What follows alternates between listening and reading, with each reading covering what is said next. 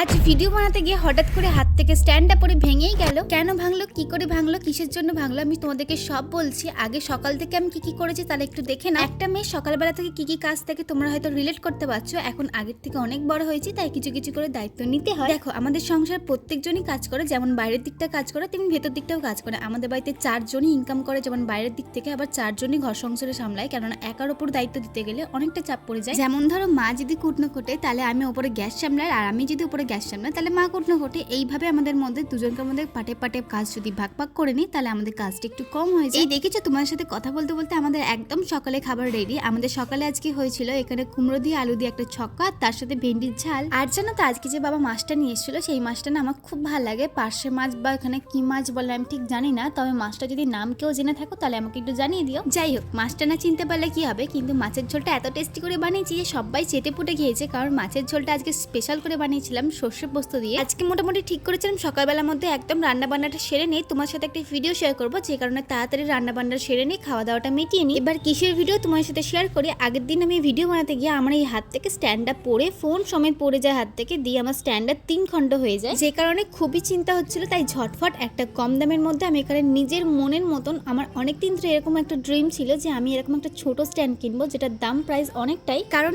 এর আগে আমি এত দামের স্ট্যান্ড খুব একটা ইউজ করিনি। আমি রিং লাইটটা ইউজ করেছিলাম যেটার দাম 4000 টাকা ছিল, কিন্তু আজকে যেটা আমি কিনেছিলাম সেটার দাম মোটামুটি 1300 মতন পড়েছিল।